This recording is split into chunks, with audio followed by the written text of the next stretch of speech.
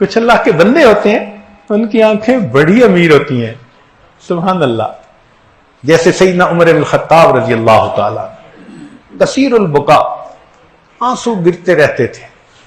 نبی علیہ الصلوۃ والسلام کو یہ فرماتے ہوئے سنا، عینان لا تمسہم النار، دو آنکھیں ہیں جن کو آگ چھو نہیں سکے گی. عین بکت من خشیت اللہ، وہ آنکھ جو اللہ کی خشیت سے روئی، وعین باتت تحرس فی سبیل اللہ، اور وہ آنکھ جو اللہ کے راستے میں رات کو جاگی. اس آنکھ کو جہنم کی آگ چھو نہیں سکتی. اب یہ لفظ عین جو ہے نا عربی میں دو معنوں میں استعمال ہوتا ہے، ایک آنکھ کے لیے بھی اور ایک چشمہ کے لیے بھی. چشمہ کہتے ہیں جہاں سے پانی نکلے خود بخود، چشمہ پھوٹ پڑے، اس کو عربی میں عین کہتے ہیں.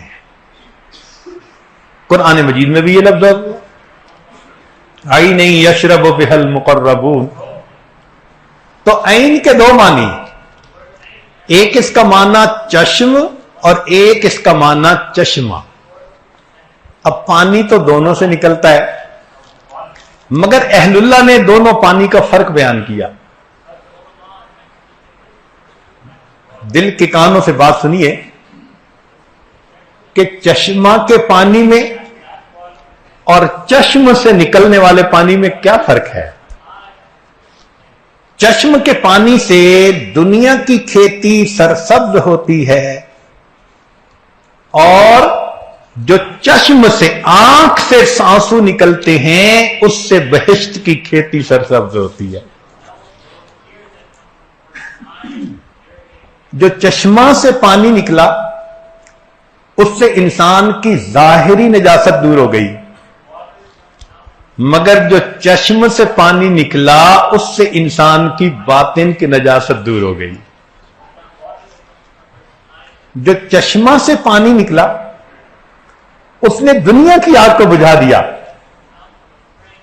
اور جو چشم سے پانی نکلا اس نے جہنم کی آگ کو بجھا دیا. جو چشمہ سے پانی نکلا اس نے ظاہر کو پاک کر دیا، اور جو چشم سے پانی نکلا اس نے انسان کے من کو پاک کر دیا.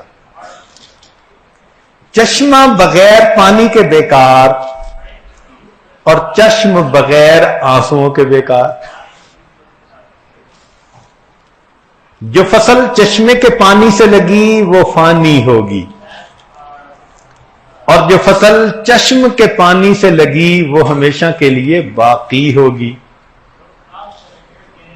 چشمہ سے نکلنے والے پانی سے اعضاء کا وضو ہوتا ہے، اور چشم سے نکلنے والے پانی سے انسان کے دل کا وضو ہوتا ہے.